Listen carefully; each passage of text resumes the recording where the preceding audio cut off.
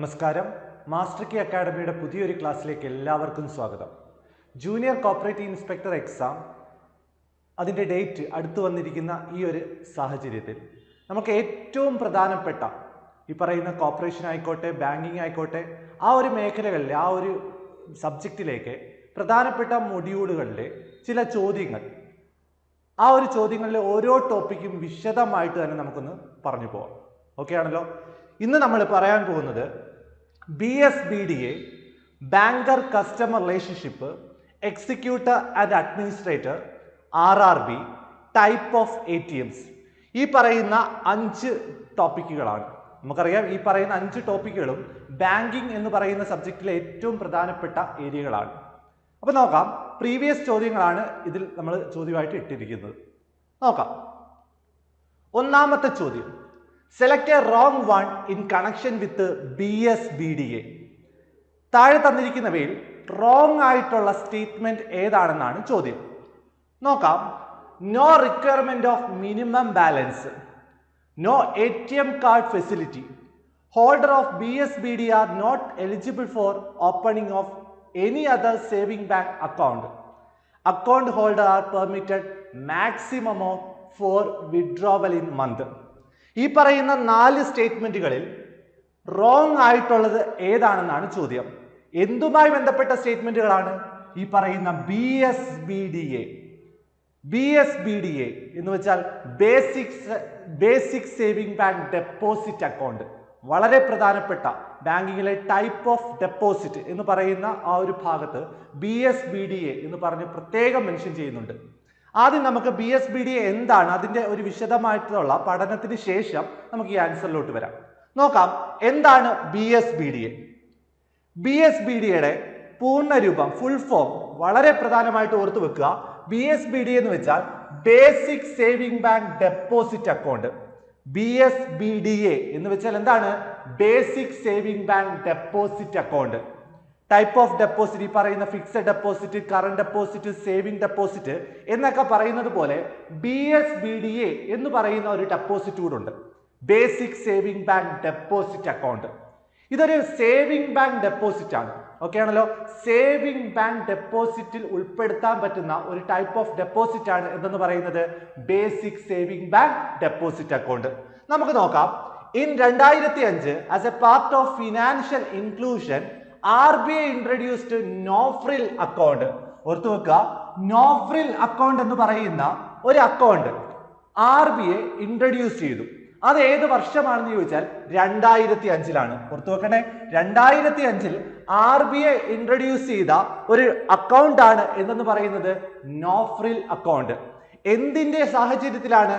Financial inclusion. എന്താണ് financial inclusion എന്നൊക്കെ നമ്മൾ വിശദമായിട്ട് പഠിച്ചതാണ് അല്ലേ? എല്ലാവർക്കും ബാങ്ക് അക്കൗണ്ട് എന്നൊരു സംവിധാനത്തിലൂടെ എല്ലാവർക്കും ബാങ്ക് അക്കൗണ്ട് ഉറപ്പാക്കുക എന്ന് പറയുന്ന കേന്ദ്ര സർക്കാരിന്റെ ഒരു നയത്തോട് അനുബന്ധിച്ച് BSBDA എന്ന് പറയുന്ന ഒരു അക്കൗണ്ട് 2005-ൽ നോ ഫ്രിൽ അക്കൗണ്ട് എന്ന പേരോട് കൂടിയാണ് നിലവിൽ വന്നത്.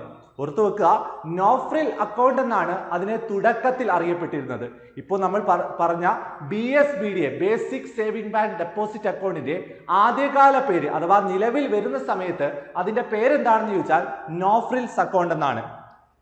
RBI replace no frills account with basic saving bank account in 2012. ഓർത്തു വെക്കുക, ഈ പറയുന്ന basic saving bank deposit account എന്ന് അതിനെ റീനെയിം ചെയ്തത് ഏത് വർഷമാണെന്ന് ചോദിച്ചാൽ 2012-ലാണ്. അപ്പോൾ നോ ഫ്രിൽസ് അക്കൗണ്ട് RBI ആണ് ഇൻട്രൊഡ്യൂസ് ചെയ്തത്. അത് ഏത് വർഷമാണെന്ന് ചോദിച്ചാൽ 2005-ലാണ്. ഫിനാൻഷ്യൽ ഇൻക്ലൂഷന്റെ ഭാഗമായിട്ട് കൊണ്ടുവന്ന ഒരു ഡെപ്പോസിറ്റ് ആണ് എന്തെന്ന് പറയുന്നത് നോ ഫ്രിൽസ് അക്കൗണ്ട്. എല്ലാവർക്കും ബാങ്ക് അക്കൗണ്ട്, എല്ലാവരും ഏത് പാവപ്പെട്ട ആൾക്കാർക്കും ബാങ്കിൽ പോയാൽ അക്കൗണ്ട് എടുക്കണം എന്നുള്ള ഉദ്ദേശത്തോടു കൂടി തുടങ്ങിയ ഒരു അക്കൗണ്ട് ആണ് എന്തെന്ന് പറയുന്നത് no frills account. These accounts have no minimum balance requirement. നമുക്കറിയാം, ഈ പറയുന്ന saving bank, fixed deposit, current deposit ഇതൊക്കെ ഒരു മിനിമം ബാലൻസിലാണ് നമ്മൾ ഓപ്പൺ ചെയ്യേണ്ടത്. എന്നാൽ ഈ പറയുന്ന നോ ഫ്രിൽസ് അക്കൗണ്ടിന് മിനിമം ബാലൻസ് ഉണ്ടോ എന്ന് ചോദിച്ചാൽ ഇല്ല. എന്ന് വെച്ചാൽ സീറോ ബാലൻസിൽ പോലും അക്കൗണ്ട് ഓപ്പൺ ചെയ്യാൻ സാധിക്കുമെന്നുള്ളതാണ് ഈ പറയുന്ന നോ ഫ്രിൽസ് അക്കൗണ്ടിന്റെ ഒരു അഡ്വാൻറ്റേജ് എന്ന് പറയുന്നത്. അപ്പോൾ ഫിനാൻഷ്യൽ ഇൻക്ലൂഷന്റെ ഭാഗമായിട്ട് RBI ഇൻട്രൊഡ്യൂസ് ചെയ്ത അക്കൗണ്ടാണ് 2005 കൊണ്ടുവന്ന അക്കൗണ്ടാണ് no frills account. Zero balance account ആണ് എന്തെന്ന് പറയുന്നത് നോ ഫ്രിൽസ് അക്കൗണ്ട്. അത് 2012 ആയപ്പോൾ ഇതിന്റെ പേര് എന്തായി? ഈ പറയുന്ന basic saving bank deposit account എന്ന് ആയി. നോക്കാം, ഇതിന് മിനിമം ബാലൻസ് ഒന്നുമില്ല. അതുപോലെ തന്നെ account holder is provided with a debit card and access to ATM service. ഈ പറയുന്ന മറ്റ് എല്ലാ തരത്തിലുള്ള ടൈപ്പ് ഓഫ് ഡെപ്പോസിറ്റുകൾ ഉപയോഗിക്കുന്നവർക്കുള്ള എല്ലാ തരത്തിലുമുള്ള ഫെസിലിറ്റീസും എന്തിനുണ്ട്? ഈ പറയുന്ന ബേസിക് സേവിംഗ് ബാങ്ക് ഡെപ്പോസിറ്റ് അക്കൗണ്ടുകാർക്കും ഉണ്ട്. എന്ന് പറഞ്ഞാൽ അവർക്ക് ഡെബിറ്റ് കാർഡ് ഉണ്ട്. ഈ പറയുന്ന ATM ഫെസിലിറ്റീസ് എല്ലാം ആർക്കും ഉള്ളതാണ്? ഈ പറയുന്ന basic saving bank deposit account ഹോൾഡേഴ്സിനും ഉള്ളതാണ്. നോക്കാം, the balance in the account should not exceed ₹15,000 at any point of time. ഒരു തവണ ഈ പറയുന്ന ബേസിക് സേവിംഗ് ബാങ്ക് ഡെപ്പോസിറ്റ് അക്കൗണ്ടിലേക്ക് നിക്ഷേപിക്കാൻ കഴിയുന്ന തുകയുടെ ഒരു ലിമിറ്റ് അവിടെ പറയുന്നുണ്ട്, 50,000 രൂപ. ഓർത്തു വെക്കുക, പരീക്ഷയ്ക്ക് ചോദിച്ചതാണ്. BSBDA അഥവാ നോ ഫ്രിൽസ് അക്കൗണ്ടിലേക്ക് നിക്ഷേപിക്കാൻ കഴിയുന്ന അറ്റ് പോയിന്റ് ഓഫ് ടൈം ഒരു തവണ ഒറ്റ തവണ നിക്ഷേപിക്കാൻ കഴിയുന്ന മാക്സിമം എമൗണ്ട് ഓഫ് റുപ്പീസ് എന്ന് പറയുന്നത് എത്രയാണ്? 50,000 രൂപയാണ്. 60,000 രൂപയും കൊണ്ട് ഈ പറയുന്ന അക്കൗണ്ടിലേക്ക് നിക്ഷേപിക്കാൻ ചെന്നാൽ നടക്കില്ല. അവിടെ മിനിമം ബാലൻസ് എന്ന് പറയുന്ന ഈ പറയുന്ന ഡെപ്പോസിറ്റ് ചെയ്യാൻ കഴിയുന്ന മാക്സിമം എമൗണ്ട് എന്ന് പറയുന്നത് എത്ര രൂപയാണ്? 50,000 രൂപയാണ്. അറ്റ് എ ടൈം ഒരു തവണ 50,000 രൂപയിൽ കൂടുതൽ നിക്ഷേപിക്കാൻ കഴിയില്ല. നോക്കുക, the total credit in the account should not exceed ₹1 lakh in a year. അതുപോലെ തന്നെ അതിനുള്ള മറ്റൊരു ഡിസഡ്വാൻറ്റേജ് ആണ് എന്തെന്ന് പറയുന്നത്, ഒരു വർഷം മാക്സിമം ഈ പറയുന്ന അക്കൗണ്ടിലേക്ക് വരുന്ന തുക എന്ന് പറയുന്നത് മാക്സിമം 1 ലക്ഷം രൂപ വരെ ആകാവൂ. ഒരു തവണ നിക്ഷേപിക്കാൻ കഴിയുന്ന മാക്സിമം എമൗണ്ട് എന്ന് പറയുന്നത് 50,000 രൂപയും ഒരു വർഷം വരെ ഈ പറയുന്ന അക്കൗണ്ടിലേക്ക് വരാൻ പറ്റുന്ന മാക്സിമം എമൗണ്ട് ഓഫ് റുപ്പീസ് എന്ന് പറയുന്നത് 1 ലക്ഷം രൂപ മാത്രമേ പറ്റുകയുള്ളൂ. Cash withdrawal and transfer will not exceed ₹10,000 in month. അതുപോലെ തന്നെ ഒരു മാസം ഈ പറയുന്ന BSBD അക്കൗണ്ടിൽ നിന്ന് വിഡ്രോവൽ ചെയ്യാൻ പറ്റുന്ന മാക്സിമം എമൗണ്ട് എന്ന് പറയുന്നത് 10,000 രൂപ വരെയാണ്. മാക്സിമം ഒരു മാസം 10,000 രൂപയിൽ കൂടുതൽ ഈ പറയുന്ന BSBD അക്കൗണ്ടിൽ നിന്ന് വിഡ്രോ ചെയ്യാൻ കഴിയില്ല. ഓക്കെ ആണല്ലോ? അപ്പോൾ ഒരു തവണ ഈ പറയുന്ന BSBD അക്കൗണ്ടിലേക്ക് നിക്ഷേപിക്കാൻ കഴിയുന്ന തുക എന്ന് പറയുന്നത് മാക്സിമം 50,000 വരെയാണ്. 50,000-ൽ കൂടാൻ കഴിയില്ല. അതുപോലെ തന്നെ ഒരു വർഷം ഈ പറയുന്ന BSBDയിലേക്ക് വരാൻ സാധ്യതയുള്ള മാക്സിമം എമൗണ്ട് ഓഫ് റുപ്പീസ് എന്ന് പറയുന്നത് 1 ലക്ഷമാണ്. അതിന്റെ വിഡ്രോവൽ ലിമിറ്റ് എത്രയാണ്? ഒരു മാസം 10,000 വരെയാണ്. 10,000-ൽ കൂടാൻ കഴിയില്ല. Account holder are permitted maximum of 4 withdrawal in a month. അതുപോലെ തന്നെ ഈ പറയുന്ന BSBD അക്കൗണ്ട് ഹോൾഡേഴ്സിന് ഒരു മാസം എത്ര തവണ വിഡ്രോ ചെയ്യാമെന്ന് ചോദിച്ചാൽ 4 തവണ മാത്രമേ വിഡ്രോവൽ സാധ്യമാവുകയുള്ളൂ. അപ്പോൾ BSBD അക്കൗണ്ടിനെ പറ്റിയാണ് നമ്മൾ പഠിച്ചുകൊണ്ടിരിക്കുന്നത്. Basic saving bank deposit account, അത് തുടക്കത്തിൽ അറിയപ്പെട്ട പേര് നോ ഫ്രിൽസ് അക്കൗണ്ട്. അത് ഏത് വർഷമാണെന്ന് ചോദിച്ചാൽ 2005-ലാണ് RBI ആണ് കൊണ്ടുവന്നത്. അത് 2012 ആയപ്പോൾ അതിന്റെ പേരൊന്ന് മാറി basic saving bank deposit account. നോക്കുക, no requirement of minimum balance. അതിന് മിനിമം ബാലൻസ് വല്ലതും ഉണ്ടോ എന്ന് ചോദിച്ചാൽ മിനിമം ബാലൻസ് ഒന്നുമില്ല. സീറോ ബാലൻസിൽ പോലും ഈ പറയുന്ന BSBD അക്കൗണ്ട് ഓപ്പൺ ചെയ്യാവുന്നതാണ്. A person cannot hold a saving and basic saving bank deposit account at the same time in a bank. ഒരു വ്യക്തിക്ക് ഒരു ബാങ്കിൽ ഒരു സേവിംഗ് അക്കൗണ്ടും ഒരു ബേസിക് സേവിംഗ് ബാങ്ക് അക്കൗണ്ടും ഒരുമിച്ച് ഓപ്പൺ ചെയ്യാനോ ഒരുമിച്ച് കൊണ്ടുപോകാനോ കഴിയില്ല.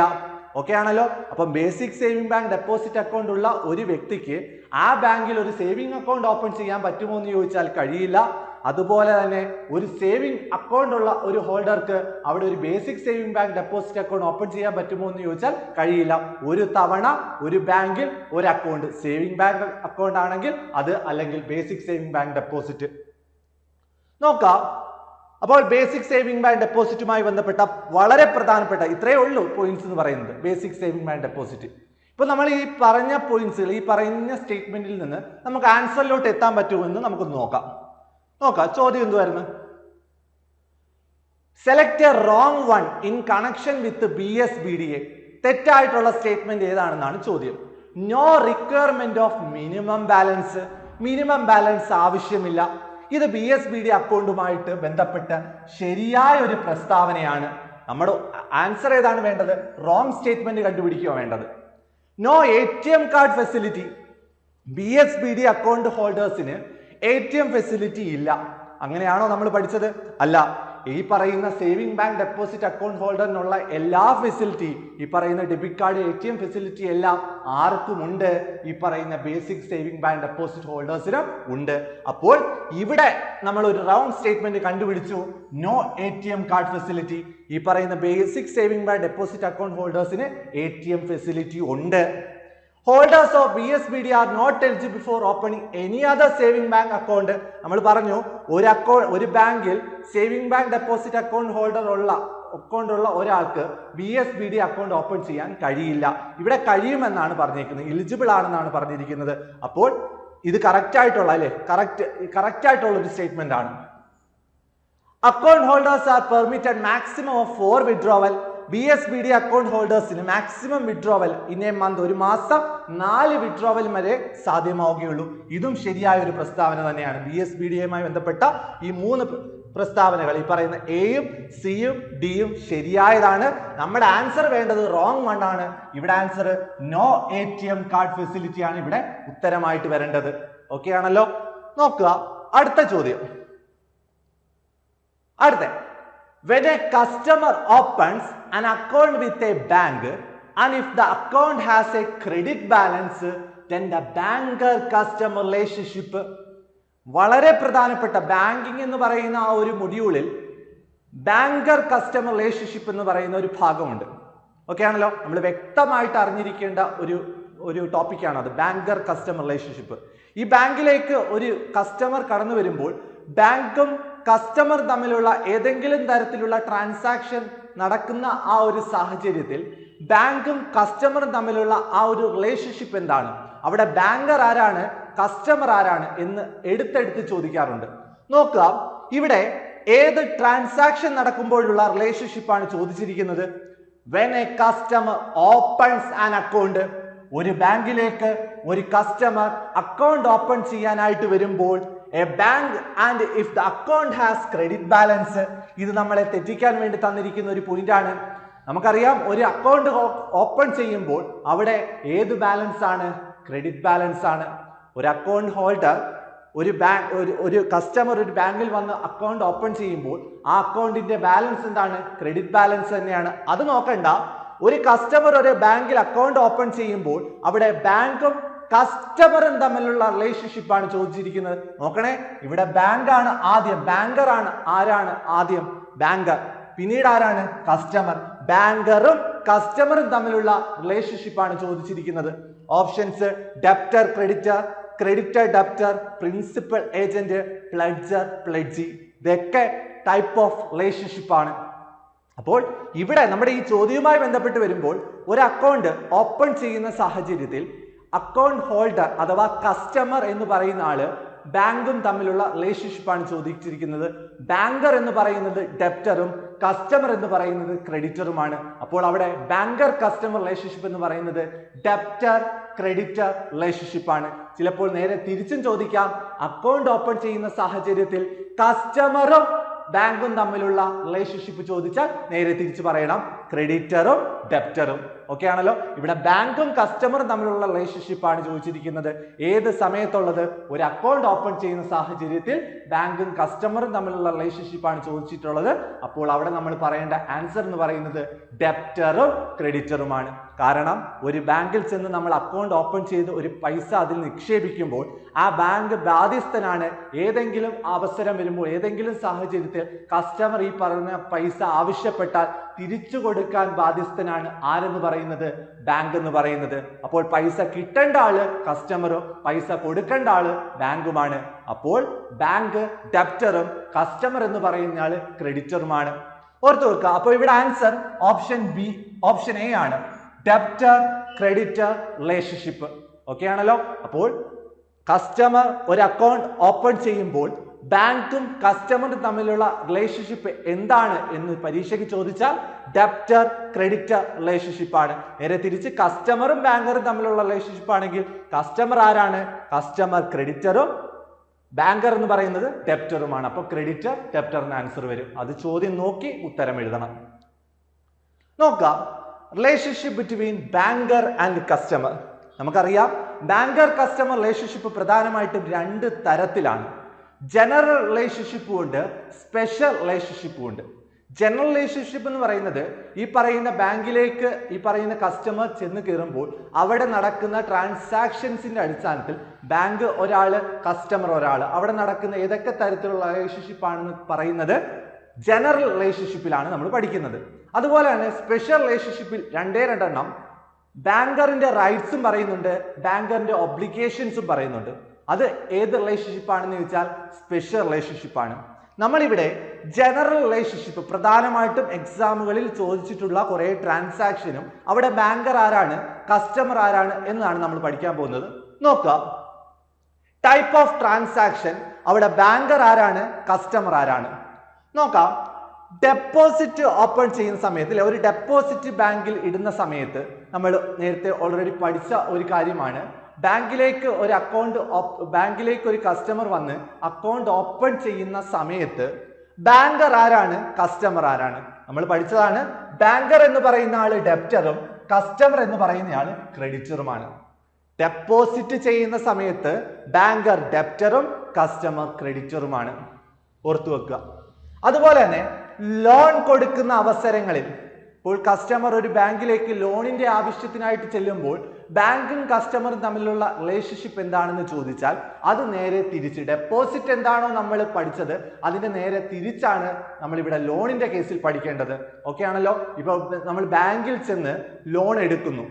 ലോൺ എടുത്ത ആ ഒരു എമൗണ്ട് നമ്മൾ എന്നെങ്കിലും അല്ലെങ്കിൽ അതിന്റെ കാലാവധി കഴിയുമ്പോൾ ഈ പറയുന്ന ലോൺ എമൗണ്ട് ബാങ്കിലേക്ക് തിരിച്ചടക്കേണ്ടതാണ്. അപ്പോൾ കൊടുക്കേണ്ടയാള് കസ്റ്റമറും കിട്ടേണ്ടയാള് ബാങ്കറുമാണ്. അവിടെ റിലേഷൻഷിപ്പ് നേരെ തിരിയുന്നു.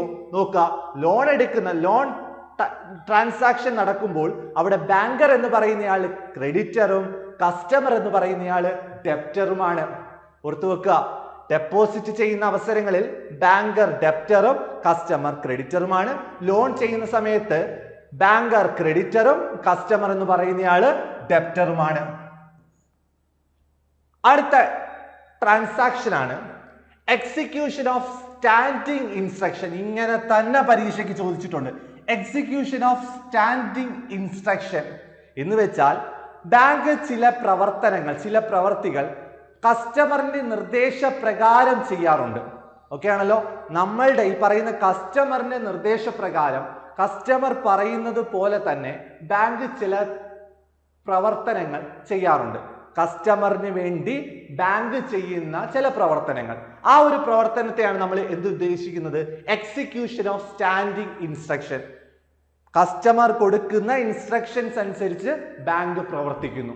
അവിടെ റിലേഷൻഷിപ്പ് എങ്ങനെയാണെന്ന് ചോദിച്ചാൽ ഏജന്റും പ്രിൻസിപ്പാളുമാണ്. അപ്പോൾ ബാങ്കർ എന്ന് പറയുന്നയാള് ഏജന്റും കസ്റ്റമർ എന്ന് പറയുന്നയാള് പ്രിൻസിപ്പാളുമാണ്. Execution of standing instruction transaction സമയത്ത് ബാങ്കർ എന്ന് പറയുന്നയാൾ ഏജന്റും കസ്റ്റമർ എന്ന് പറയുന്നയാള് പ്രിൻസിപ്പാളുമാണ്. നോക്കാം, അടുത്തത് collection of cheque and bills. ചെക്കും ബില്ലും കളക്ഷന് വരുമ്പോൾ ബാങ്കർ ആരാണ് കസ്റ്റമർ ആരാണ്? ഓർത്തു വെക്കുക, ഇവിടെയും ഈ പറയുന്ന കസ്റ്റമറിന് വേണ്ടിയാണ് ബാങ്ക് പ്രവർത്തിക്കുന്നത്. അതുകൊണ്ട് ഏജന്റ് ബാങ്കറും കസ്റ്റമർ എന്ന് പറയുന്നയാള് പ്രിൻസിപ്പാളുമാണ്. ഓക്കെ ആണല്ലോ. അപ്പോൾ ഡെപ്പോസിറ്റ് ചെയ്യുന്ന സമയത്ത് debtor creditor relationship, banker customer relationship ആണ് പറയുന്നത്. ആദ്യം ബാങ്കറിനാണ് പ്രാധാന്യം. ഇവിടെ നമ്മുടെ ഈ പറഞ്ഞിരിക്കുന്ന ടേബിൾ പ്രകാരം ലോൺ എടുക്കുന്ന സാഹചര്യത്തിൽ ബാങ്കർ എന്ന് പറയുന്ന ആൾ ക്രെഡിറ്ററും കസ്റ്റമർ എന്ന് പറയുന്ന ആൾ ഡെപ്റ്ററുമാണ്. എക്സിക്യൂഷൻ ഓഫ് സ്റ്റാൻഡിംഗ് ഇൻസ്ട്രക്ഷൻ, ആ സമയത്ത് ഈ പറയുന്ന ബാങ്കർ എന്ന് പറയുന്ന ആള് ഏജന്റും കസ്റ്റമർ എന്ന് പറയുന്ന ആള് പ്രിൻസിപ്പാളുമാണ്. കളക്ഷൻ ഓഫ് ചെക്കും ബില്ലും കളക്ഷൻ ചെയ്യുന്ന സമയത്ത് ബാങ്കർ എന്ന് പറയുന്നയാൾ ഏജന്റും കസ്റ്റമർ എന്ന് പറയുന്നയാൾ പ്രിൻസിപ്പാളുമാണ്. അടുത്തത് safe custody of security. Safe custody of security അഥവാ ഡെപ്പോസിറ്റ്. സെക്യൂരിറ്റികൾ ഡെപ്പോസിറ്റ് ചെയ്യുന്നു സേഫ് സെക്യൂരിറ്റിക്ക് വേണ്ടി, സൂക്ഷിക്കാൻ വേണ്ടി നമ്മൾ ചില കാര്യങ്ങളൊക്കെ ചില പർപ്പസ് ആവശ്യങ്ങൾക്കായിട്ടൊക്കെ ഈ പറയുന്ന ബാങ്ക് ലോക്കറുകൾ, ബാങ്കിലൊക്കെ നമ്മൾ ബാങ്കിനെ ഏൽപ്പിക്കാറുണ്ട്. ആ സാഹചര്യത്തിൽ സേഫ് കസ്റ്റഡി ഓഫ് സെക്യൂരിറ്റികൾ സേഫ് കസ്റ്റഡിക്ക് കൊടുക്കുമ്പോൾ നമ്മൾ ബാങ്കിനെ വിശ്വസിച്ചാണ് നമ്മൾ അവിടെ കൊണ്ടു കൊടുക്കുന്നത്. ഒരിക്കലും ബാങ്കിന്റെ പ്രോപ്പർട്ടീസ് ഒന്നും നമ്മൾ കസ്റ്റമറിനെ ഏൽപ്പിക്കത്തില്ല, കസ്റ്റമേഴ്സ് ആണ് ബാങ്കിനെ ഏൽപ്പിക്കുന്നത്. അപ്പോൾ ബാങ്കർ എന്ന് പറയുന്ന ആള് ട്രസ്റ്റിയാണ്, ഒരു വിശ്വസ്തനായിട്ട് പ്രവർത്തിക്കുന്നു. അപ്പോൾ കസ്റ്റമർ എന്ന് പറയുന്ന ആൾ ആരാണ്? ബെനിഫിഷ്യറിയാണ്. ഓർത്തു വെക്കുക, സേഫ് കസ്റ്റഡി ഓഫ് സെക്യൂരിറ്റി എന്നാണ് അവിടെ ട്രാൻസാക്ഷനിൽ കൊടുക്കുന്നതെങ്കിൽ, ചോദ്യത്തിൽ വരുന്നതെങ്കിൽ ബാങ്കർ എന്ന് പറയുന്ന ആള് ട്രസ്റ്റിയും കസ്റ്റമർ എന്ന് പറയുന്ന ആള് ബെനിഫിഷ്യറിയുമാണ്. അടുത്തത് safe custody of gold and valuable of goods.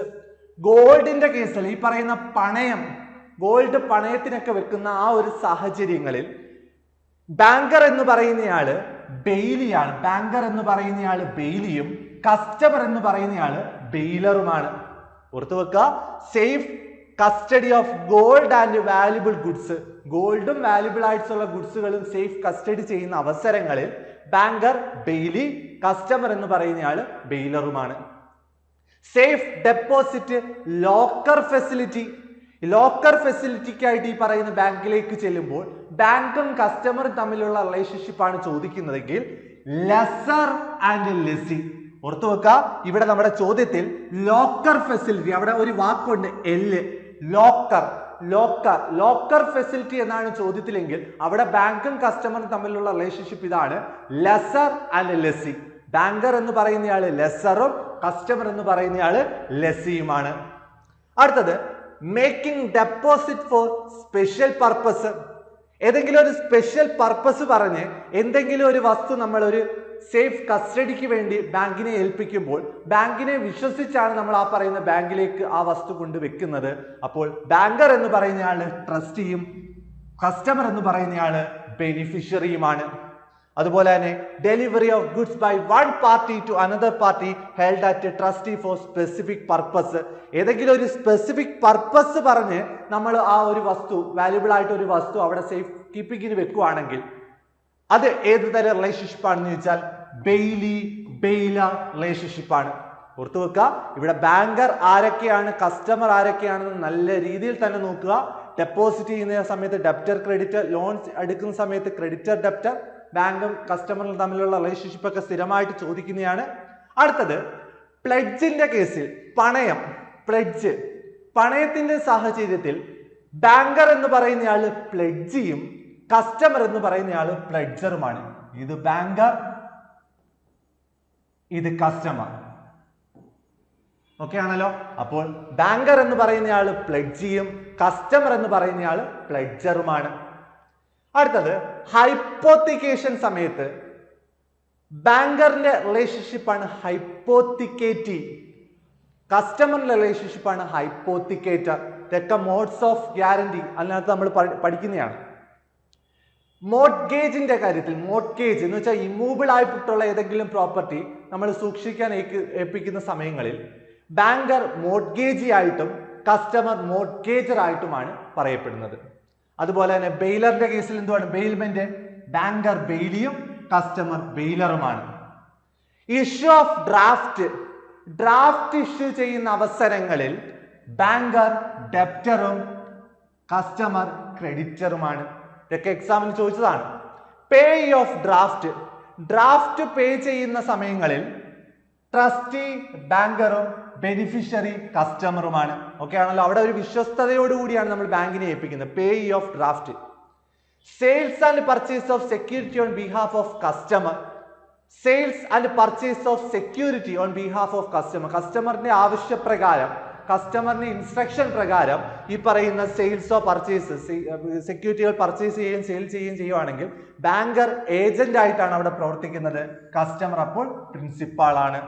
അതുപോലെ തന്നെ articles goods left by mistake by customer, ഏതെങ്കിലും സാഹചര്യത്തിൽ നമ്മുടെ ഏതെങ്കിലും കസ്റ്റമറിന് ഏതെങ്കിലും വാല്യുബിൾ ആയിട്ടുള്ള വസ്തു ബാങ്കിൽ വെച്ച് മറക്കുന്ന സാഹചര്യം വരുമ്പോൾ ബാങ്ക് അത് എടുത്ത് വെച്ച് സൂക്ഷിച്ചു വെക്കുന്നു. അതൊരു സൂക്ഷിപ്പുകാരനായിട്ടാണ് പ്രവർത്തിക്കുന്നത്.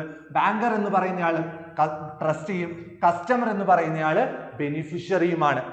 അടുത്തത് ഇൻഡെംനിറ്റിയുടെ കേസിൽ ബാങ്കർ എന്ന് പറയുന്നയാൾ ഇൻഡെംനിഫൈഡും കസ്റ്റമർ എന്ന് പറയുന്നയാൾ ഇൻഡെംനിഫയറുമാണ്. ഓർത്തു വെക്കുക, ഇൻഡെംനിഫൈഡും ഇൻഡെംനിഫയറും.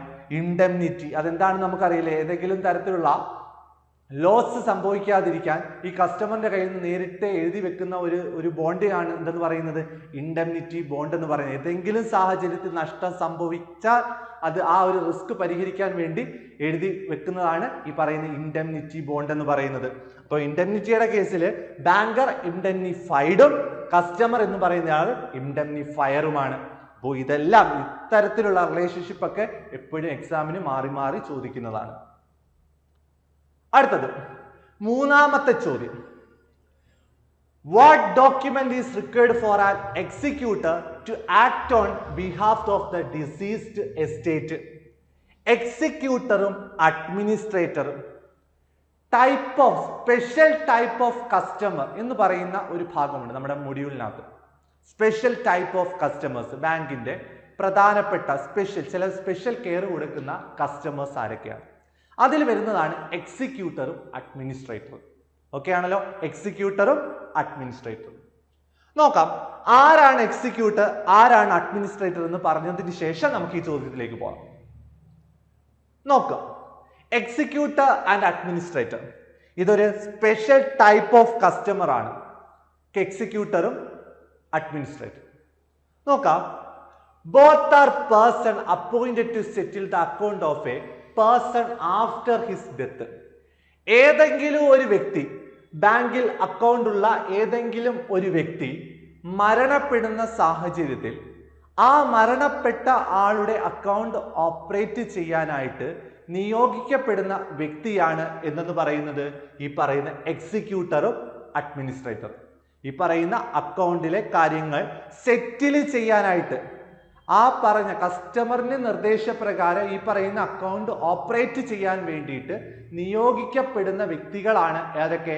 എക്സിക്യൂട്ടറും അഡ്മിനിസ്ട്രേറ്ററും. നോക്കാം, executor is appointed by a person himself before his death. Okay ആണല്ലോ, ഈ പറയുന്ന വ്യക്തി മരണപ്പെടുന്നതിന് മുമ്പ് ആ പറയുന്ന കസ്റ്റമർ തന്നെ സ്വന്തമായിട്ട് ഒരു വ്യക്തിയെ ഏർപ്പാടാക്കി വെക്കുകയാണെങ്കിൽ ആ ഒരു വ്യക്തിയെ വിളിക്കുന്ന പേരാണ് എക്സിക്യൂട്ടർ. അപ്പോൾ ആരാണ് എക്സിക്യൂട്ടർ, ആരാണ് അഡ്മിനിസ്ട്രേറ്റർ എന്നാണ് നമ്മൾ ഇവിടെ പറയുന്നത്.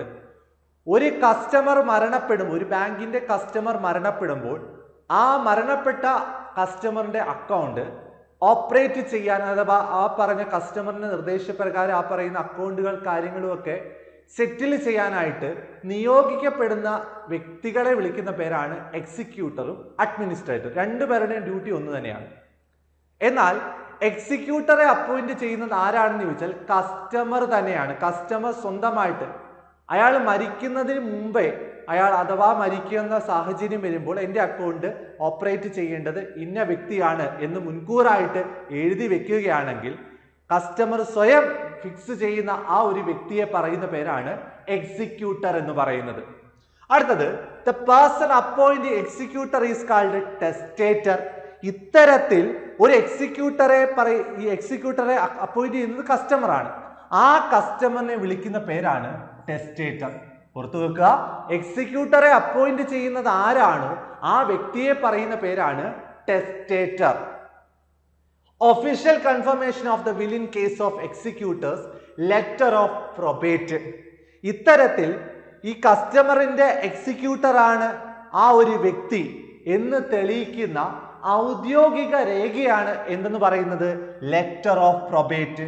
ഓർത്തു വെക്കുക, ഈ ലെറ്റർ ഓഫ് പ്രൊബേറ്റ് ആണ് ആര് വാല്യൂ ചെയ്യുന്നത്? ബാങ്ക് വാല്യൂ ചെയ്യുന്നത്. ബാങ്കിലേക്ക് ചെന്നിട്ട് ഞാൻ ഇന്ന അക്കൗണ്ട് ഹോൾഡറിന്റെ എക്സിക്യൂട്ടർ ആണെന്ന് വാക്കാൽ പറഞ്ഞാൽ ബാങ്ക് വിശ്വസിക്കില്ല.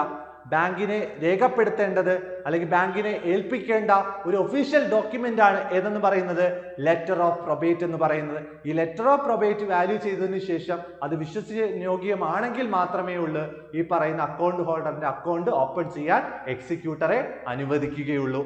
അപ്പോൾ ഒഫീഷ്യൽ കൺഫർമേഷൻ ആണ് of the will in case of executor. എക്സിക്യൂട്ടറിന്റെ കേസിൽ ഒരു ഒഫീഷ്യൽ കൺഫർമേഷൻ ആയിട്ട് പറയുന്നത് ലെറ്റർ ഓഫ് പ്രൊബേറ്റ് ആണ്. എക്സിക്യൂട്ടറെ അപ്പോയിന്റ് ചെയ്യുന്ന കസ്റ്റമറിനെ പറയുന്ന പേര് ടെസ്റ്റേറ്റർ എന്നാണ്. The administrator is appointed by court where the person not appointed as executor in his will or executor refuses to act. ഈ പറയുന്ന കസ്റ്റമർ മരണപ്പെട്ടു. കസ്റ്റമർ വേറൊരു എക്സിക്യൂട്ടറെ ഏൽപ്പിച്ചിട്ടില്ല. ഒരു വ്യക്തിയെയും ഈ പറയുന്ന അക്കൗണ്ട് ഓപ്പൺ ചെയ്യാനോ ഓപ്പറേറ്റ് ചെയ്യാനൊന്നും ആരെയും ഏൽപ്പിച്ചിട്ടില്ല.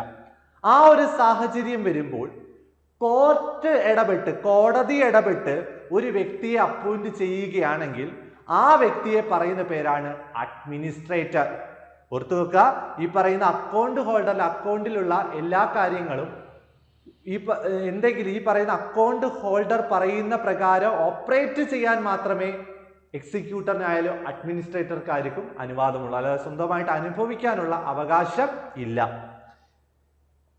The administrator is appointed by court. അഡ്മിനിസ്ട്രേറ്ററെ അപ്പോയിന്റ് ചെയ്യുന്നത് ആരാണെന്ന് ചോദിച്ചാൽ കോർട്ടാണ്. എക്സിക്യൂട്ടറെ അപ്പോയിന്റ് ചെയ്യുന്നത് കസ്റ്റമർ തന്നെയാണ്. മരണത്തിന് മുമ്പായിട്ട് മരിക്കുന്നതിന് മുന്നായിട്ട് ഒരു വ്യക്തിയെ പറയുന്നു അത് എൻ്റെ അക്കൗണ്ടിൽ എക്സിക്യൂട്ടറായിട്ട് പ്രവർത്തിക്കുമെന്ന് നേരത്തെ മുൻകൂട്ടി ഫിക്സ് ചെയ്യുന്ന വെക്കുന്നത് എക്സിക്യൂട്ടറും ഏതെങ്കിലും സാഹചര്യത്തെ എക്സിക്യൂട്ടറെ ഒന്ന് ഫിക്സ് ചെയ്ത് വെക്കാതെയാണ് ഈ പറയുന്ന കസ്റ്റമർ മരണപ്പെടുന്നതെങ്കിൽ ആ അക്കൗണ്ട് ഓപ്പറേറ്റ് ചെയ്യാനും സെറ്റിൽ ചെയ്യാനായിട്ട് കോടതി ഒരാളെ നിയോഗിക്കുകയാണെങ്കിൽ ആ വ്യക്തിയാണ് അഡ്മിനിസ്ട്രേറ്റർ എന്ന് പറയുന്നത്. അല്ലാത്ത സാഹചര്യത്തിൽ എക്സിക്യൂട്ടർ റെഫ്യൂസസ് ടു ആക്ട്. നേരത്തെ ഒരു എക്സിക്യൂട്ടറെ അപ്പോയിന്റ് ചെയ്ത് വെച്ചിട്ടുണ്ടായിരുന്നു, പക്ഷെ ആ ഒരു എക്സിക്യൂട്ടർ ആവാൻ ആ ഒരു വ്യക്തി വിസമ്മതിക്കുകയാണെങ്കിൽ ആ ഒരു സാഹചര്യത്തിലും കോടതിക്ക് അഡ്മിനിസ്ട്രേറ്ററെ അപ്പോയിന്റ് ചെയ്യാവുന്നതാണ്.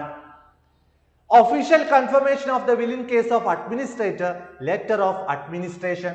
നോക്കുക, ഈ പറയുന്ന കോടതി ഇടപെട്ട ഒരു വ്യക്തിയെ വെക്കുകയാണെങ്കിൽ പോലും അവിടെ ഒരു ഒഫീഷ്യൽ കൺഫർമേഷൻ കൊടുക്കണം. നേരത്തെ നമ്മൾ പഠിച്ച ലെറ്റർ ഓഫ് പ്രൊബേറ്റ് പോലെ letter of probate official confirmation of executor ആണെങ്കിൽ ഇവിടെ അഡ്മിനിസ്ട്രേറ്ററിന്റെ കേസിൽ ഒഫീഷ്യൽ ഡോക്യുമെന്റ് ഏതാണെന്ന് ചോദിച്ചാൽ ലെറ്റർ ഓഫ് അഡ്മിനിസ്ട്രേഷൻ ആണ്.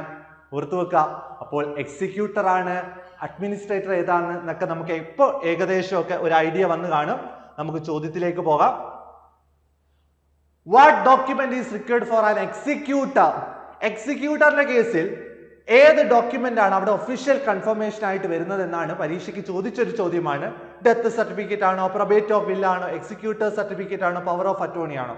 നമ്മൾ പഠിച്ചതാണ് പ്രൊബേറ്റ് ഓഫ് ദ വിൽ അഥവാ ലെറ്റർ ഓഫ് പ്രൊബേറ്റ്. അതാണ് ഇവിടെ ഒഫീഷ്യൽ കൺഫർമേഷൻ ആയിട്ട് വരുന്നത് എക്സിക്യൂട്ടറിന്റെ കേസിൽ. അടുത്ത ചോദ്യം, what is the share of sponsor bank in regional rural bank? RRB regional rural bank ഈ പറയുന്ന റൂറൽ ഏരിയയുടെ ഡെവലപ്മെന്റിനായിട്ട് അവിടെ സ്ഥാപിക്കപ്പെട്ട ഒരു ബാങ്കാണ് റീജിയണൽ റൂറൽ ബാങ്ക് എന്ന് പറയുന്നത്. അവിടെ 3 ആൾക്കാരുടെ ഷെയർ ഉപയോഗിച്ചാണ് RRB പ്രവർത്തിക്കുന്നത്. സെൻട്രൽ ഗവൺമെന്റിന്റെയും സ്റ്റേറ്റ് ഗവൺമെന്റിന്റെയും സ്പോൺസറിംഗ് ബാങ്കുകളുടെയും ഷെയറുകൾ കൂട്ടിച്ചേർത്താണ് RRB പ്രവർത്തിക്കുന്നത്. ഇവിടെ സ്പോൺസറിംഗ് ബാങ്കുകൾ RRBയിലേക്ക് എത്ര പെർസെന്റേജ് ആണ് കൊടുക്കുന്നത്, എത്ര പെർസെന്റേജ് ആണ് അവിടെ കൊടുക്കേണ്ടത് എന്നാണ് ചോദ്യം. 75, 25, 15, 35. നമുക്ക് വരാം. എന്താണ് RRB? Regional rural bank. ബാങ്കിങ്ങിലെ മൊഡ്യൂളിനകത്ത് വരുന്ന ഒരു ഭാഗമാണ് RRB എന്ന് പറയുന്നത്. നോക്കാം, 1975 Narasimham committee recommended RRB. 1975 Narasimham കമ്മിറ്റിയാണ് റീജിയണൽ റൂറൽ ബാങ്ക് റെക്കമെൻഡ് ചെയ്തത്. അപ്പോൾ ഒരു റൂറൽ ഏരിയയിൽ അവിടുത്തെ ബാങ്കിങ് സെക്ടേഴ്സ് ഡെവലപ്മെന്റിനായിട്ടൊക്കെ തുടങ്ങിയ ഒരു ബാങ്കാണ് regional rural bank. Regional rural bank recommend ചെയ്തത് ആരാണെന്ന് ചോദിച്ചാൽ നരസിംഹം കമ്മിറ്റിയാണ്. ഏത് വർഷം? 1975. 1975 ഒക്ടോബർ 2 RRB വന്നത്. അപ്പോൾ റീജിയണൽ റൂറൽ ബാങ്ക് നിലവിൽ വന്നത് എന്നാണെന്ന് ചോദിച്ചാൽ 1975 ഒക്ടോബർ 2-നാണ്. എക്സാമിന് ഡേറ്റ് സഹിതം ചോദിച്ചതാണ്. 1975 ഒക്ടോബർ 2-നാണ്. റെക്കമെൻഡ് ചെയ്ത കമ്മിറ്റി നരസിംഹൻ കമ്മിറ്റിയാണ്. RRB ആക്ട് എന്നാണെന്ന് ചോദിച്ചാൽ 1976-നാണ്. റീജിയണൽ റൂറൽ ബാങ്ക് നിലവിൽ വന്നത് 1975-നാണ്. പക്ഷെ അതിന്റെ ആക്ട് നിലവിൽ വന്നത് അടുത്ത വർഷം 1976-നാണ്. ഫസ്റ്റ് റീജിയണൽ റൂറൽ ബാങ്ക് ഇന്ത്യയിലെ ആദ്യത്തെ റീജിയണൽ റൂറൽ ബാങ്ക് ആരാണെന്ന് ചോദിച്ചാൽ പ്രഥമ ഗ്രാമീൺ ബാങ്ക് ആണ്. ഇന്ത്യയിലെ ആദ്യത്തെ റീജിയണൽ റൂറൽ ബാങ്ക് ഏതാണെന്ന് ചോദിച്ചാൽ പ്രഥമ ഗ്രാമീൺ ബാങ്ക് ആണ്. മൊറാദാബാദിലാണത്, ഉത്തർപ്രദേശിലാണ്. മൊറാദാബാദിലെ ഉത്തർപ്രദേശിലാണ് പ്രഥമ ഗ്രാമീൺ ബാങ്ക് സ്ഥിതി ചെയ്യുന്നത്. സ്പോൺസർ ചെയ്യുന്ന ഈ പറയുന്ന റീജിയണൽ റൂറൽ ബാങ്ക് പ്രഥമ ഗ്രാമീൺ ബാങ്ക് സ്പോൺസർ ചെയ്തത് ഏത് ബാങ്ക് ആണെന്ന് ചോദിച്ചാൽ സിൻഡിക്കേറ്റ് ബാങ്ക് ആണ്. ഓർത്തു വെക്കുക, central government, state government sponsoring bank. ഇവിടെ പ്രഥമ ഗ്രാമീൺ ബാങ്കിന് സ്പോൺസർഷിപ്പ് കൊടുത്ത ബാങ്ക് ഏതാണെന്ന് ചോദിച്ചാൽ സിൻഡിക്കേറ്റ് ബാങ്ക് ആണ്. Father of RRB in India, regional rural ബാങ്കിന്റെ, ഇന്ത്യയിലെ റീജിയണൽ റൂറൽ ബാങ്കിന്റെ പിതാവ് എന്നറിയപ്പെടുന്നത് നരസിംഹൻ കമ്മിറ്റി അല്ല. ഓർത്തു വെക്കുക, father of RRB in India എന്ന് ചോദിച്ചാൽ MS സ്വാമിനാഥനാണ്. തെറ്റിപ്പോവല്ലേ? RRBയുടെ പിതാവ് ആരാണെന്ന് ചോദിക്കുമ്പോൾ നമ്മളെല്ലാവരും ഈ പറയുന്ന നരസിംഹൻ കമ്മിറ്റിയെ എഴുതി വെക്കും. ഈ പറയുന്ന റീജിയണൽ റൂറൽ ബാങ്കിന്റെ പിതാവ്, ഫാദർ എന്നറിയപ്പെടുന്നത് ആരെയാണെന്ന് ചോദിച്ചാൽ MS സ്വാമിനാഥനെയാണ്. MS സ്വാമിനാഥനാണ് ഫാദർ ഓഫ് RRB എന്നറിയപ്പെടുന്നത്. ക്യാപിറ്റൽ സ്ട്രക്ചർ നോക്കാം. RRBയിലേക്ക് ഈ പറയുന്ന സെൻട്രൽ ഗവൺമെന്റിൽ നിന്നും സ്റ്റേറ്റ് ഗവൺമെന്റിൽ നിന്നും സ്പോൺസറിംഗ് ബാങ്കിൽ നിന്ന് എത്ര ശതമാനമാണ് അവിടെ ക്യാപിറ്റൽ വരുന്നതെന്ന് നമുക്കൊന്ന് നോക്കാം. സെൻട്രൽ ഗവൺമെന്റിൽ നിന്ന് 50% ക്യാപിറ്റലാണ് വരുന്നത്. സ്റ്റേറ്റ് ഗവൺമെന്റിൽ നിന്ന് 15% ക്യാപിറ്റലാണ് വേണ്ടത്. സ്പോൺസറിംഗ് ബാങ്കിൽ നിന്ന് 35% വരെയാണ്. അപ്പോൾ ഈ 3 പേരുടെയും ക്യാപിറ്റൽ വെച്ചാണ് RRB പ്രവർത്തിക്കുന്നത്. ഇപ്പോൾ central government 50%, state government 15%, sponsoring bank 35%. നോക്കാം, നമ്മുടെ ഉത്തരത്തിലേക്ക് വരാം. What is the share of sponsored bank in regional rural bank? Regional rural ബാങ്കിന്റെ ഷെയർ, റീജിയണൽ റൂറൽ ബാങ്കിന്റെ സ്പോൺസറിംഗ് ബാങ്കിന്റെ ഷെയർ എത്ര ആണെന്നാണ് ചോദ്യം. നമ്മൾ പഠിച്ചതാണ്. 50% ആയിരുന്നെങ്കിൽ അത് സെൻട്രൽ ഗവൺമെന്റ്, 15% ആയിരുന്നെങ്കിൽ അത് സ്റ്റേറ്റ് ഗവൺമെന്റ്, 35% ഏതെന്ന് പറയുന്നത് സ്പോൺസറിംഗ് ബാങ്കിന്റെ എന്ന് പറയുന്നത്. ഓക്കെ ആണ്. അടുത്തത് അവസാനത്തെ ചോദ്യം, നമ്മുടെ അടുത്ത ഒരു പാർട്ടാണ് ATM. ATMs are owned and operated by non-banking financial company. Non-banking financial കമ്പനികളുടെ ATMകൾ അറിയപ്പെടുന്ന പേരാണ് ചോദിച്ചേക്കുന്നത്. ടൈപ്പ് ഓഫ് ATMs നമുക്ക് പഠിക്കാനുള്ള ഒരു ഭാഗമാണ്. White label ATM, green label ATM, yellow label ATM, orange label ATM. ഇതിലേതാണ് നോൺ ബാങ്കിങ് ഫിനാൻഷ്യൽ കമ്പനികൾ ഓൺ ചെയ്യുന്ന ATM എന്താണെന്ന് ചോദ്യം. നോക്കാം, നമുക്ക് ടൈപ്പ് ഓഫ് ATMs, പ്രധാനപ്പെട്ട ടൈപ്സുകൾ മാത്രം ഒന്ന് ചർച്ച ചെയ്യാം. വേറെയുണ്ട്, ഒരുപാട് ടൈപ്സ് ഉണ്ട്. ഇപ്പൊ ഈ കളേഴ്സിന്റെ വെച്ച് കൺഫ്യൂഷൻ വരാതിരിക്കാൻ ഒന്ന് പറയുവാണ്. White label ATM, they are not owned by the particular bank but by entities, non-banking entities with a minimum net worth of 100 crore. 100 കോടി വരെയുള്ള നെറ്റ്വർത്തുള്ള നോൺ ബാങ്കിങ് ഫിനാൻഷ്യൽ ഇൻസ്റ്റിറ്റ്യൂഷൻസുകൾ പ്രൊവൈഡ് ചെയ്യുന്ന ATMകളാണ് എന്തെന്ന് പറയുന്നത് വൈറ്റ് ലേബൽ ATM എന്ന് പറയുന്നത്. ഒരു ബാങ്കിന്റെ, ഒരു പർട്ടിക്കുലർ ബാങ്കിന്റെ ATM അല്ല അത്.